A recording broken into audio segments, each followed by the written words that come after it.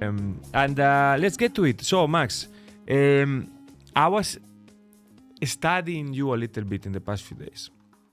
And one of the most shocking things for me was that despite perceiving you as a natural born designer, you actually didn't start with design. You started with business. Yep. What is your journey from coming into this planet to becoming a successful designer? I think we need to talk back about 25 years ago when I was just around, or maybe 30 years ago when I was young in secondary school. My art teacher know I love to draw and paint or do some small craft works. He invited me to take the art as a mainstream for my test for my mainstream. But as a Hong Kong family grow-ups, they normally don't want us to take arts because art in Hong Kong cannot make money. They want us to enter the university, to study business, to have a better income, stable jobs. So I take that advice from my parents. So I dropped the art stream. So I study in university as a business stream with a major of information system, which is about computing with business. So after I graduated from the university, I was so lucky that I was employed by HSBC as a information system programmer.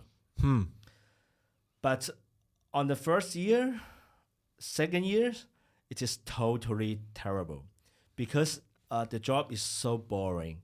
Every day, 9 to 6, just working, programming in a silence, working atmospheres.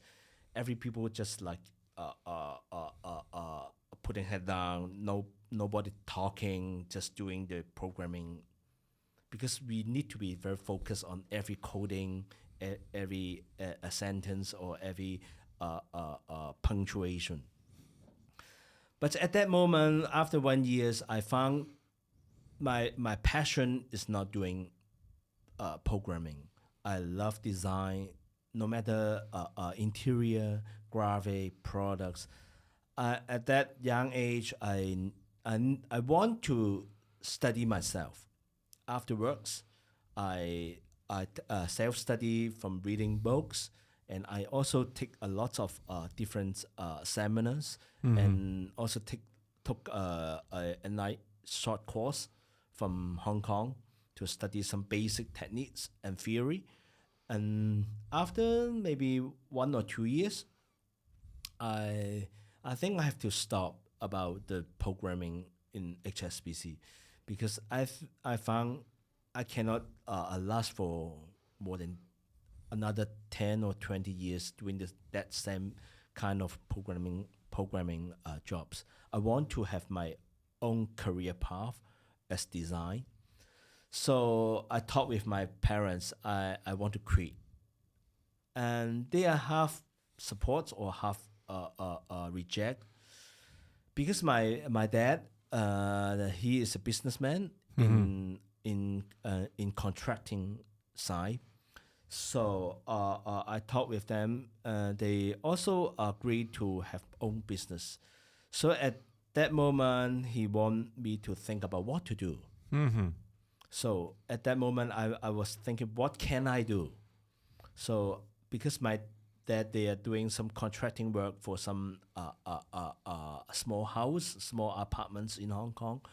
So I was wondering if I can help anything in my design sense after I study some books or short course. So I proposed some ideas for them, and then one of the job is to find a lighting for a family. But at that moment, I cannot find one thing I think which is good. So I try to sketch something and then find a lighting factory to produce it, and then it works. So it start the journey about doing some lighting works at the very beginning around 20 something years ago. So which is a bit not a normal way as a designer in Hong Kong, because usually designer or architects, they will study the course and then going into the big firm for few years to gain the experience and then start up their own design studio for the new jobs. But for me, I grew up as business graduate and with some knowledge about business, how to manage, and some background supports from my family, of some contracting or some contracting team or some experienced technician to advise you some very technical skills. So I merged this kind of knowledge with my perspective of design, what I learned from global expat or some good tutors. Even though I take a lot of I took many years of BODW course to learn a lot of things from different inspiration from different master, from a very good architects from Europe, from Asia, from Australia, a lot of good. I think that in that period, I gained a lot of knowledge from them, and then try to put it in my way that to put in those small projects, and then after 2 years, I start my own business. Okay. Yep.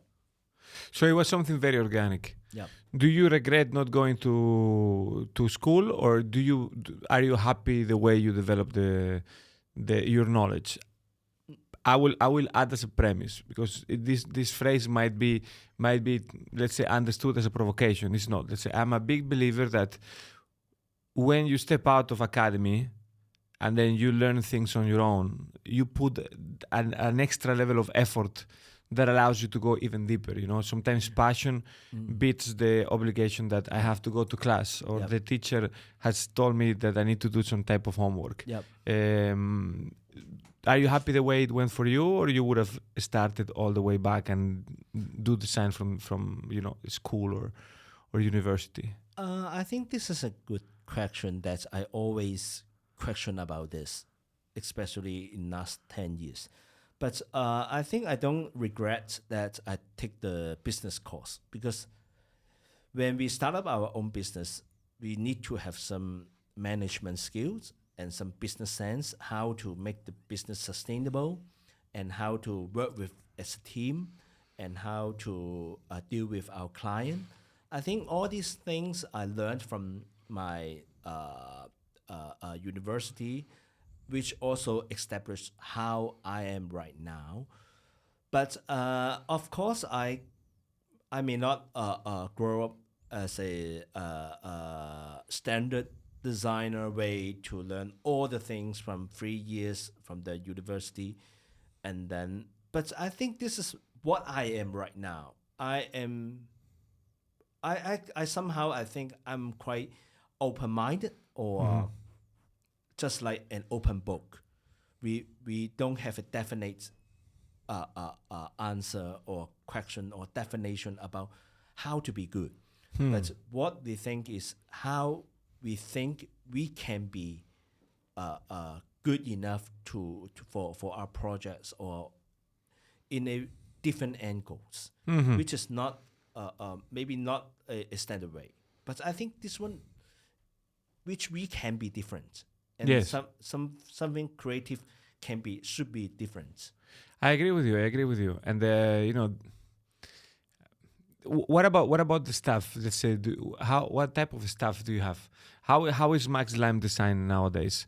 Do you have people that come from school, from academia, or you have a mix of personalities? Yeah. We do have different types of colleagues in our team, from designer, from management, from project teams. They all come from different walks of life. So some people they graduate from product design, so but they can also work with our interior design, because they have different aspects. I quite appreciate that some people have some new spark and new angles on how they can think about the projects or the or even the how to manage the products or projects. And also some from our project teams, we also have a manager to have a good experience or manage how to make our ideas to execute on site with different vendors or different contractors. So I think we are quite interesting team so that we can attract different peoples from different university or institutes. They have different ideas. It is true. It is true. I think sometimes one of the things that is wrong with interior design is the fact that things feel too homogeneous. They feel too much the same because Yeah. you know people. What, in my opinion, is a no discipline discipline. Let's say. Being what does it mean being a designer? Yeah. Being a designer is being able to create Yep. things from trying to find a solution, no? Yep.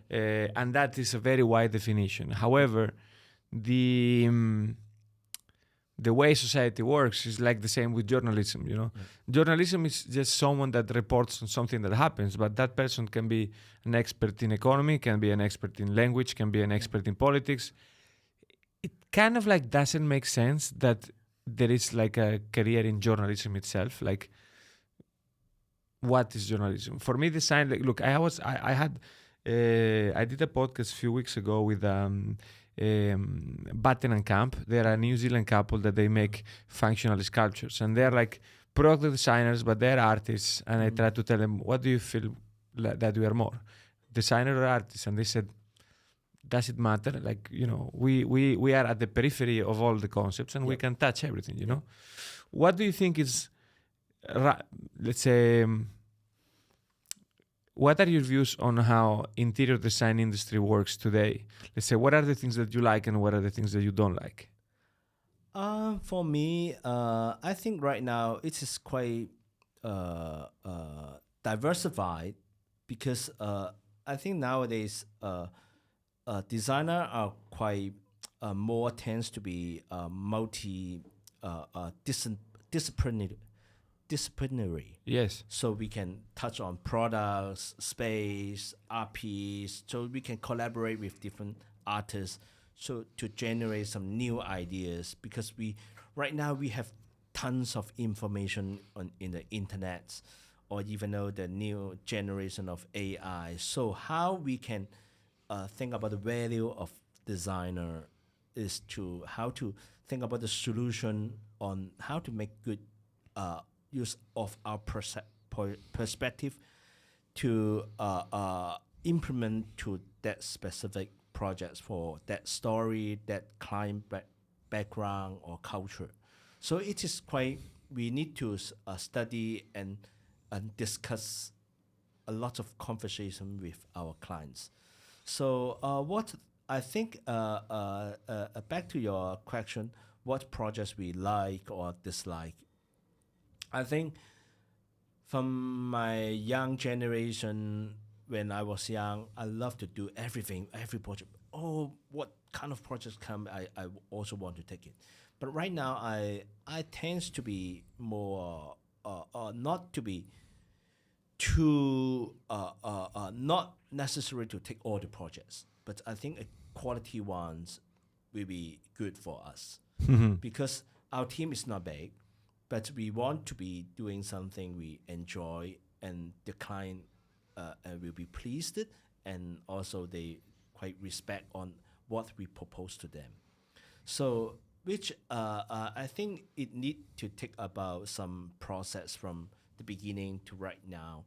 We need to showcase our portfolio, our the way how we think to our clients, so they understand. Oh, Max Lam Designs, they love to doing some creative works in that kind of ways. So those people will understand and respect and like this kind of way of thinking. So which make us to be different from the others, or of how to treat the space. Yes. You mentioned in your website that you like to create, not to follow. That's a nice phrase. Yeah. How do you achieve this? Because I imagine the way it works is the design industry is like the fashion. There is a certain seasons of the year in which companies they make proposals, and there is a moment in time in which there is marble Calcutta everywhere. There is another time that you see resin everywhere. You see these trends like overflowing the market. How do you stay away from those trends? How do you always keep a fresh and original style? Yes, I think there are many trends in interior or in fashion or in but I think we are not doing a trend. I think the best way is to doing something timeless or something sustainable for many years, which is not about a trend. It is about the necessity of the space and about the story, what we want to tell about for the clients. For example, some clients for some commercial or some private client, we have to understand about what their concern or what is this space difficulty. For example, not enough of natural light. So what we want to create the necessity for them, so that they can understand interior design can solve their problems. So we are not talking about just using what type of marbles or calcuttas or what else to be used. I think that is just about the materials or the medium we want to put it in the space. But the meaning of to create, not to follow, sometimes is we don't want to just follow about the trends or the shape or the forms of some design.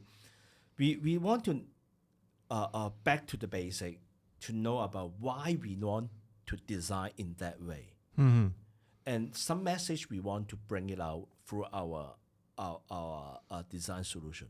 For example, if we want to bring out some craftsmanship or some artistic sense, we will work with some artisan to understand about their culture, how they create the artistic stuff, just like bamboo or ceramics or calligraphy or woodworks. So we need to understand their know-how, and then we will try to embrace this technique into another new way forms, so that we can put it into our space. This is the way we want to merge the merits or the spirit of that know-how into a new way. I see. Let me take one step back. When you meet a client and let's say you like each other, you feel like the project is gonna be something your team and yourself are going to enjoy, and you decide to go for it. What is the process of understanding of creating the briefing? Let's say, how do you work with your clients? Do you normally work with total freedom? Do you involve them in creating a brief in order to make sure what their needs are? I had the other day a very renowned designer. I don't want to put words in his mouth, but he mentioned, sometimes the client, they don't know what they want. Yep. How do you go through this process from the beginning? Oh, this is a very interesting topic.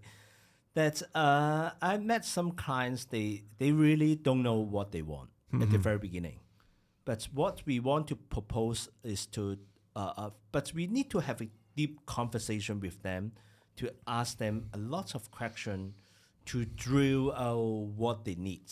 For example, to understand about how they plan for this space for in the coming 5 or 10 years. For example, for private clients, do they have any planning for a new babies or retirement? Is that a retirement house, or is that just a vacation house, or what kind of living standard they currently have? Because some people they're rich people. Their living standard is way too high than us. But we need to understand what their living standard about, so we can design a good living standard which match with their expectation. Yes. So this is we need to understand about the living standard. I was so happy that sometimes I have some very nice and loyal customer. They are very open-minded to share their story, their success of business, or the family things to us before we kick off the projects, so that we understand about, this kind of people, they willing to spend on certain area, they willing to save money on certain area, and they also expect some special area for some family members, for example, for their daughters, for their kids, or for their wife, or for their husband. So this, we need to have a good conversation to have better understanding. But I remember one of the projects we did for the Viabizzuno, that lighting. That project is very challenging. That happened around 8 or 10 years ago. That the client want us to design some lighting with story. Okay. With have a storyline, have a very unique pieces, a contemporary style. They don't know what they want. So we did some sketches, and then I want to create this pendant light with a ripples, the droplets, so that you can see the droplets, and then you can see the lighting shadow to spread out the ripple shadow. So the message behind is the ripple effect. What my dad told me when I was young, we need to do something good to people, and then they will do the good things to other people to spread out the good deeds to everyone. So I want to put this message into this lighting as a story, and also the shade is very unique. So this is what we want to bring out, the story, and the not just about the forms, but the story behind. So at that moment, when we present this idea to the client, they like it a lot. So we get into contact with Viabizzuno, because I know Venice, the artist, the glass artisan, Ambrose, very nice pieces. So I asked if we can do it in that way. Yeah.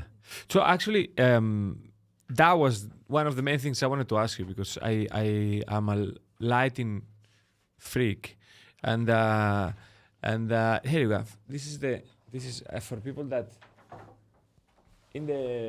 this is the light that we are talking about. Okay, we will edit the image on the video. First of all, wow, let's say being a client that is transforms a request for design into a Viabizzuno lamp, it's something amazing. But second of all, this lamp has several layers of complexity. Yep. One of them is the lighting effect, and I didn't know the message, so thank you for telling me. This is beautiful, sort of like the multiplying effect of karma, in a way. Yeah. The technique, can you explain to us the technique that you need to use to be able to replicate this droplet, or let's say this droplet of water that is, let's say, as if the water had fallen, a drop had fallen onto a flat surface, and then normally it goes back up for a little bit. How did you, let's say, allow me to ask you, how did it work from the beginning? Let's say you have an idea. How do you go from idea to finished product? Was it the same idea at the beginning than the product that you had at the end? Did you have to modify something? Why did you choose Viabizzuno for this? Tell me a little bit about this. I'm very curious. I think back to 2000, 2003, 2004, something like that. I traveled to Milan Design Week for a few years. I always curious that why those famous or signature lighting manufacturers like Flaws, Artemidi, Viabizzuno, they always collaborate with different architects and designer from Europe, from Japan, from OMA, from a lot of very famous architects. I was curious why there are no Hong Kong designer when I was walking in the fair. So I just curious about this question. So I tried to work hard on drawing a lot of lighting in creating different idea and concept. So and then I start my own lighting collection, and then I built my own collection for one of the clients in Hong Kong Convention Exhibition Center. And this gentleman liked our concept because we put a lot of different angles. We did some Chinese copper cones into our lighting chandeliers and other different concept. So in this project, he is the man in charge for this restaurant. He asked me if we can do something with story and uniqueness and with some craftsmanship idea. So I did two main series of decorative lighting along with some architectural lightings. For the decorative lightings, we did for the water moment, which I called. This is one of the droplets, which is called Ribble. We also have 4 other pieces, which is called swirl and raining and a wave.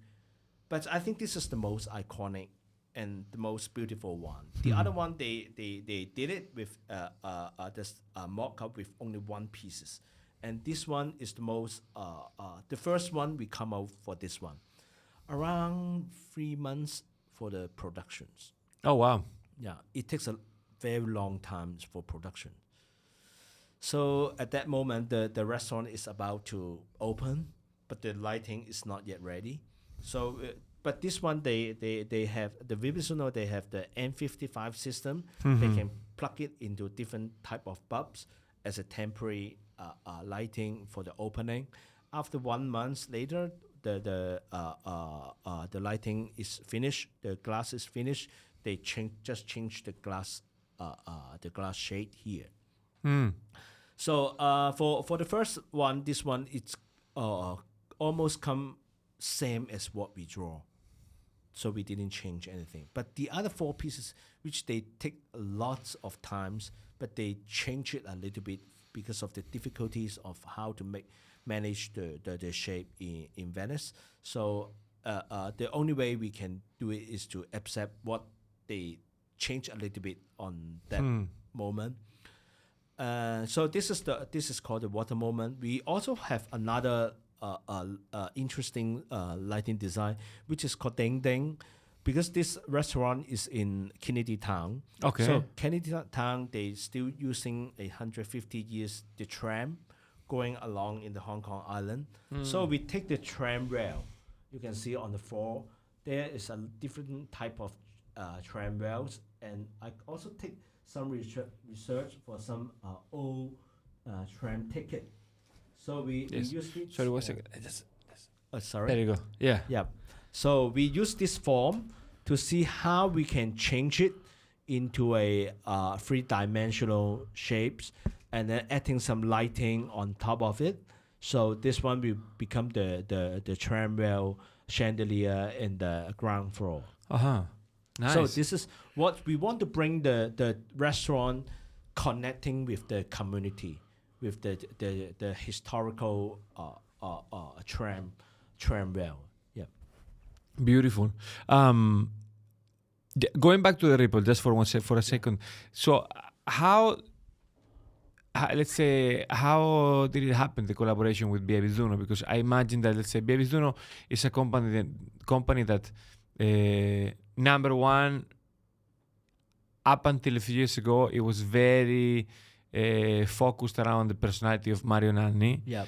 And then, let's say, it had few collaborations with, Kengo Kuma and so on, but it was not the main thing. Yeah. How do you convince them that they have to do your lamp?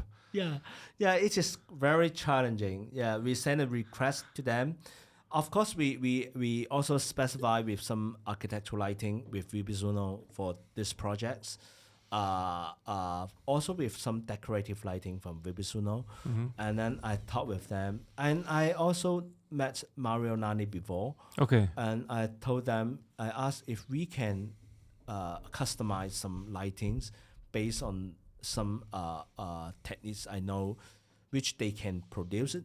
Because I know that this N55 system from Viabizzuno, they also produce different types of glass shade for different architects, just like you mentioned, Ken Kokuma, Neri and Hu, and Vinimas, and a lot of good architect and designer.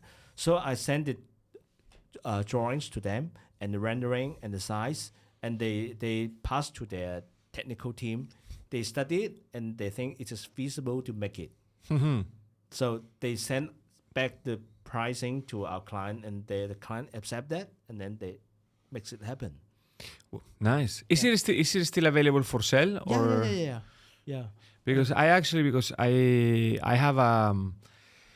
have a very nice lamp in my living room. But following JJ's, I tell you, let's say, I think he screwed with my brain. JJ, why did you do this? Why? Because JJ was here and he was mentioning that sometimes you outgrow the design in your home and you need to adapt and evolve. Yep. And this 2025, up until December, I had very bad luck. So I'm like, I think I need to change something. And I started having a big problem with my dining table pendant. And now I'm looking for one. And I think this would be just perfect. Yeah. So we can talk later, because I really want to convince my wife that she needs to gift it for me for Christmas. This is available in House of Midas. Yes, Can we plug that in? Yeah. Because I like Ben Yao. So Ben, hello. Yeah. We talk about the Ripple. How is working with Mario Nanni? When the time actually in House of Madison that I learned about this product and about yourself, he actually did an online seminar. Yep. I had read a lot about him, and he appeared to me as an amazing character. Yep. How is, let's say, interacting with him on a personal level? When I met him in the Milan Design Week and in the showroom, I feel he's very young and with open mind thinking. I know he worked with different projects in Italy or in Europe with some museum grade, some heritage castle to build those kind of architectural lighting for those very, very beautiful projects. And when I talk with him, he always with a good smile, have a nice coffee, but he's so generous and a nice gentleman. Same with a big hug and a good greetings, so we can have a good chat about what's upcoming, what can you further design on upcoming collections. So I just feel, because as a Hong Kong designer, when we approach these famous lighting manufacturers, we always think they are so serious and not willing to share or talk or discuss. But Mario Nanni is very, very generous and very open-minded and very, very nice guy to introduce a lot of team members for us to visit about the showroom and other place.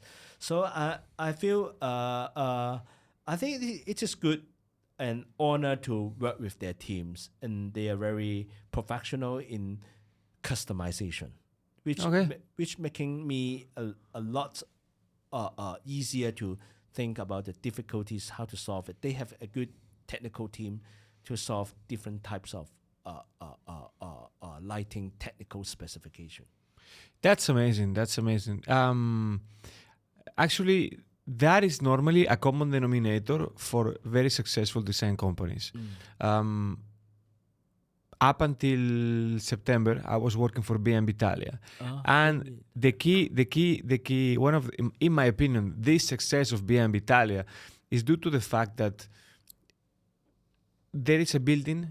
Actually, there is a physical building. I don't know if you've been to their factory, but they have the main office building, which is designed by Renzo Piano and Richard Rogers. So with this outer external structure like the Pompidou. Then you have the factory designed in a modular way by Afra Tobias Scarpa.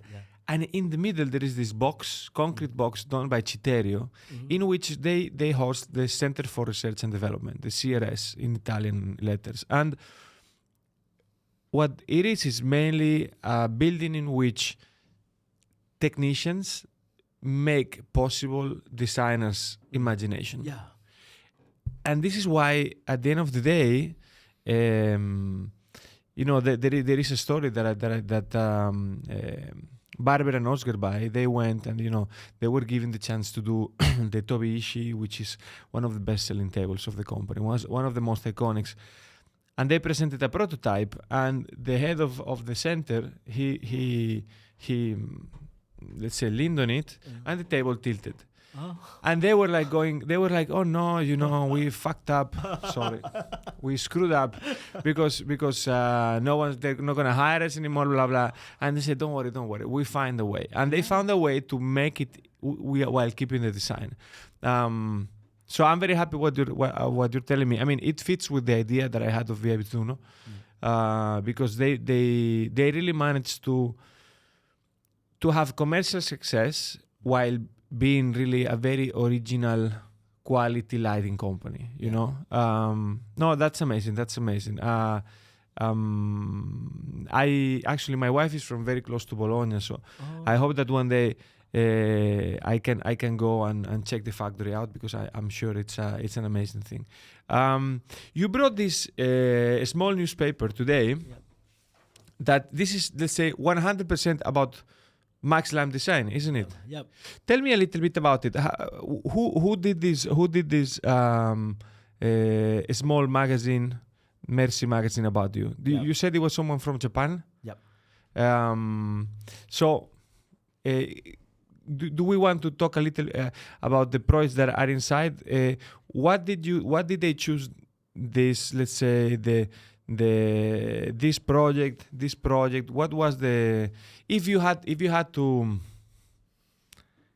choose 3-4 things that showcase your works until now, what would you choose?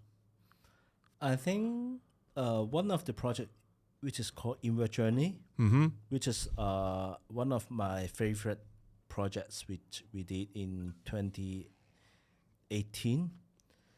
Which is a soul flat project in Macau.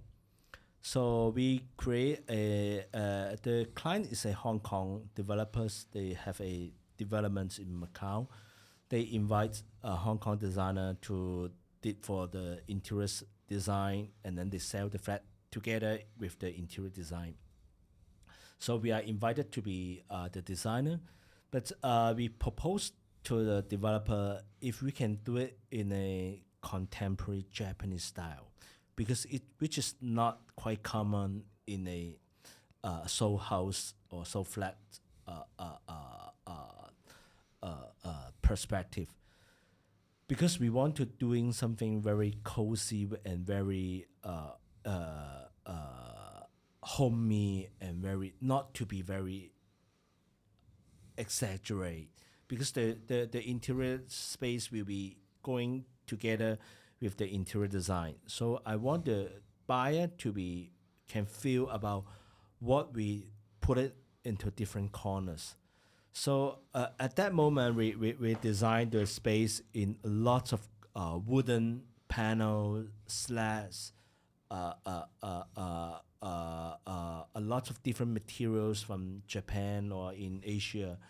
So everything we talk about is to create something very something like wabi-sabi and very homey, cozy feel. After that, after we in the middle of the design process, we also the client invites us if we can decorate the space once the interior design is done.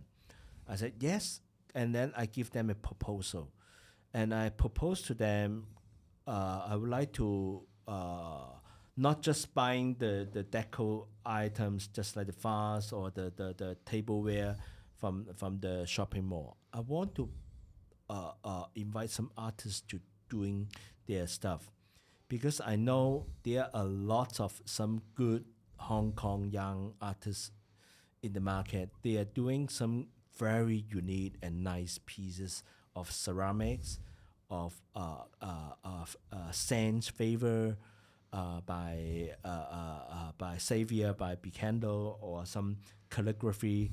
We think we can select some of their works and we can create something with them together to put it in our projects. For example, for here, we at the very beginning, there is a hole here, so which connecting the tea house area and the living space. We create this space to be a showcase area so that two space can enjoy the vase and the forum management. So we invite the ceramic artist by Ryan from Toki Nashiki.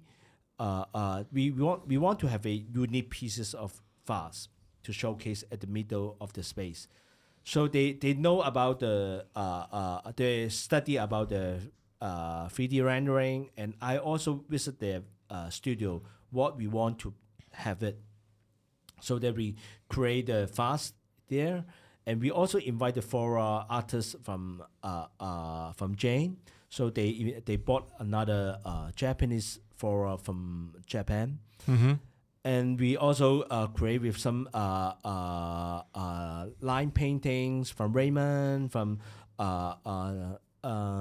also, I think one of the very interesting thing is we invite Xavier from Bicando. We create the sandalwood and the sandalwood and the green tea to mix together, which totally fit in with the space. Wow, sandalwood and green tea. Yeah. Amazing. Yeah. This is original scent for this project. Yeah. Wow, only for this project. It's a pity that my wife is not here in the office. She flew to Italy yesterday at midnight because she is crazy about scents. Yeah. So this gentleman Xavier, this is Xavier from Bicando. where is he from? He is from Saikong. He has his own shop. Oh wow! Very interesting. You have. I would love to meet him. Yeah, I think sure. because I think at the end of the day, there are two non-visible aspects of a design that are very important that people sometimes they leave for the end, but they should go at the beginning. One of them is the lighting, but not as in an object, as in an effect. Yeah. And the other one is the smell of a place. Yeah. It just changes completely the experience. Yeah. And the way we define this project is the inward journey is to feel about not just about the wall panel or the ceiling. We want to feel to make the people visit this space to feel the texture of the ceramics, the scents from the candles, the calligraphies on the wall. So all this total experience, so that the people living in it will feel very touchable feeling, just like what you mentioned, the mood lighting, the scent, and everything all together, which makes this project very successful.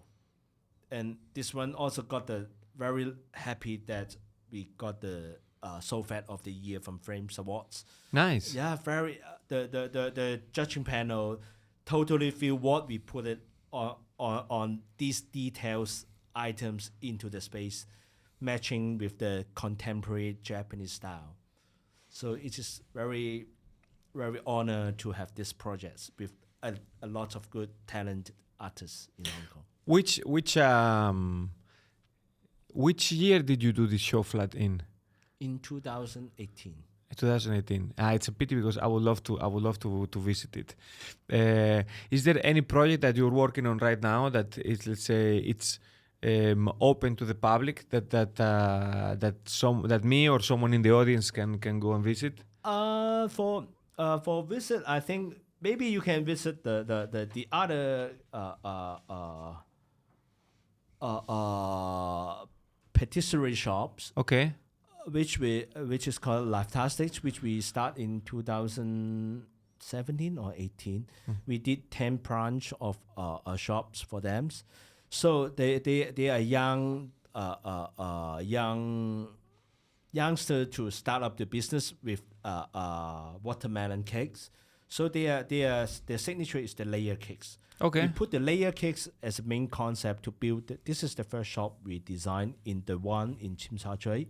This one in IFC, and this one we designed in a festival walk. So the Blue Box one also very successful. We also invite an artist for acrylic painters who is called Eunice. We did a 400 small pieces of layer cakes on watermelon or chocolate layer cakes onto this panel. And once flip it, which is the Lifetastics, the brand on top of it. So this one is the main features on the back of this green blue box. So this blue box is putting in the atrium of Festival Walk. You can they are still opening right now. We create 2 arch for the opening, which we inspired from the Milano doors. Yes. The Milano doors, they have a very tall doors, and they also have a small doors at the same time. Yes. So I take this inspiration that the kids can go into this way, and the adult can go into this way. So we transform the idea from those kind of Milano doors. Nice. I'm already starting to get the level of personalization that you put for each project. Let's say there are stories within the story. Yeah. How, let's say, what stories would tell the designs in your house instead? Let's say, how does your house look like? Did you design your own home? Yeah. I just create my home last year, but no, this year. Okay, wow. I'll take the photo shooting in the coming next month. Yeah, I think I'm very happy for my house. So my house, I put a lot of effort and creating and ordering lots of furniture which I like from very I like mid-century furnitures, and I like some lighting from Viabizzuno, so I take some lighting from there. So for my house, I think I need to be not to be exaggerate. I just want to be calm, relaxed, but the furniture and the lighting, I like it. And even though we the table you sit it, we also have one in my house. Nice. Yeah, so I have everything good to surround me with the good furniture art piece. Yeah. Beautiful, beautiful. Yeah. If when you publish them, I'll be paying attention. Yeah, sure. Max, you before you said it was very rare to see the collaboration between an Italian or an European manufacturer and a Hong Kong designer. This is a little bit shocking because for the longest time, Hong Kong was one of the design hubs in Asia. I mean, I always say if you need to focus on, let's say, 5 cities, Hong Kong is one of them. If you need to focus in 3 cities in all Asia Pacific, Hong Kong is still one of them. Economy wise, the city has gone through a little bit of a trouble time. I don't know if we are out of the bad situation. I'm an optimistic person by default, so I think we really touched bottom, and now slowly we are going to go back up. And the fact that Hong Kong Design Center, together with the government, were able to put together the Business of Design Week a few weeks ago. In my opinion, it was a success. Yep. How did you perceive the city? Do you think the Hong Kong is in the position to be back to that protagonist position that it had before? Yeah, I do have confidence for that because I know that Hong Kong going through the peak and to the bottom level, and I think we gradually going back, but it takes a bit of time because I think the fundamental culture of Hong Kong is diversity, because Hong Kong people are very can have different types of people from all around the world. I have many good clients. They still taking Hong Kong as the main hubs. Yep. Even though the company and the family house is in Hong Kong, but they are not Hong Kongese. They are from different walks, from different cities, from Europe, from another different Asia, from Korea, from Japan, from Taiwan. They all think about Hong Kong is a good way to have a good business and have easy to have meet up new peoples, new opportunities. I think as a designer, we can have a good exposure, just like BODW and Hong Kong Design Center activities. So we think about what we need to have our own culture to meet the how the world going.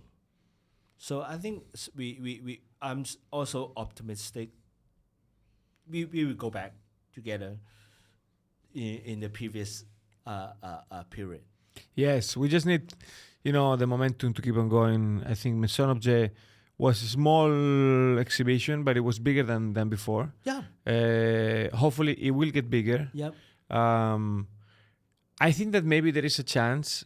I believe that design and art, they need to come together in a certain way, because so having Design Week and Art Week separated, I don't know if there is a world in which we can put them close together, because at the end of the day, I think there is a synergy between one and the other. So yeah,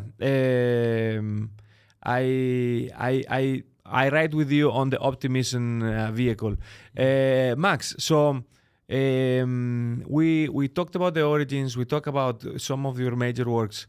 What do you have prepared for the next few years? What are you working on now? Right now, other than let's talk about something not about the design.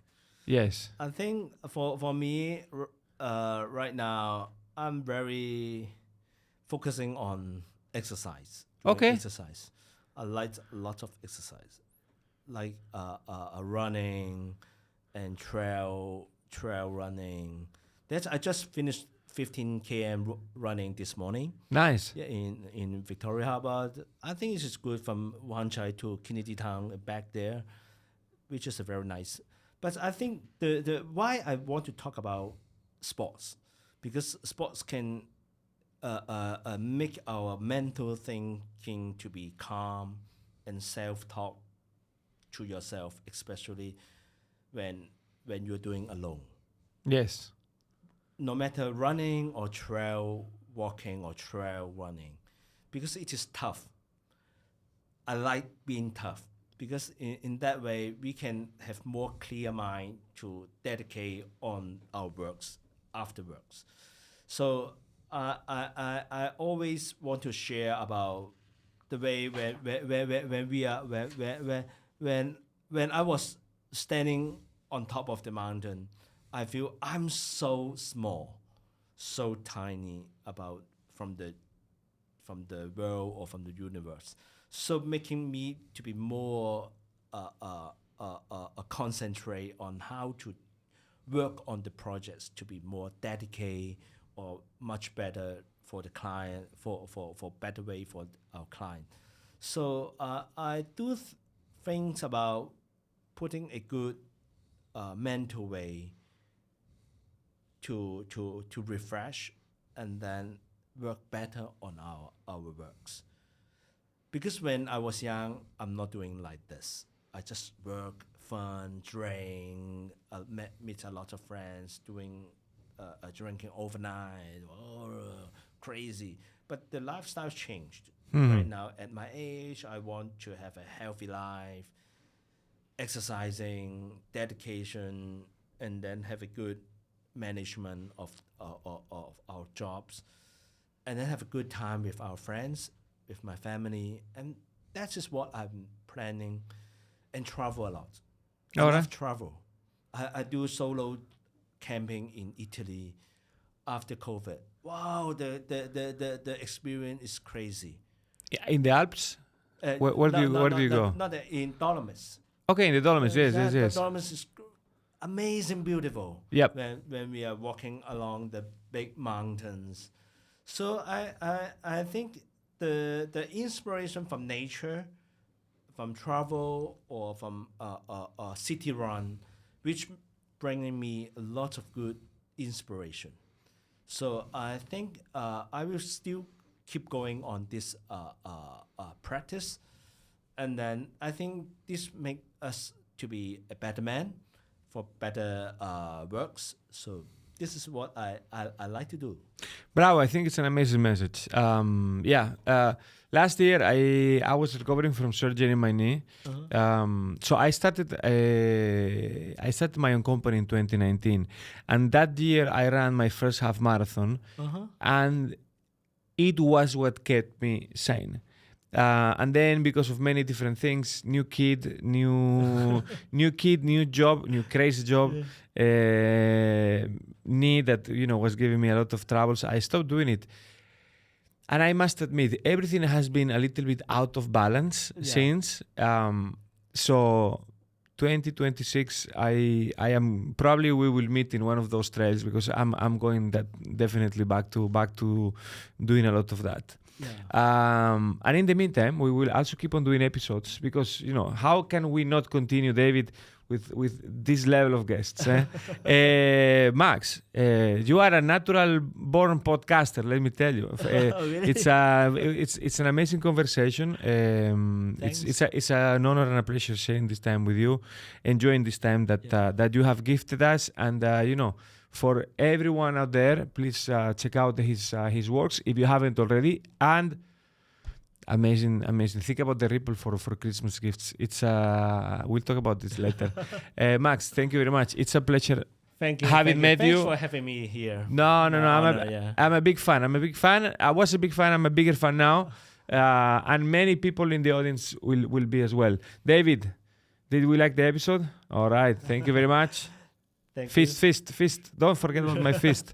And yeah, just follow us, check us out, comment, criticize, say whatever, and run a lot. Okay, have a nice festive season. We are recording this before. It's the last podcast actually before the end of 2025. So we are taking a recording break, and we'll be back in January. Thanks again, Max. Thank you. Thanks again, David. Ciao. Thank you, David.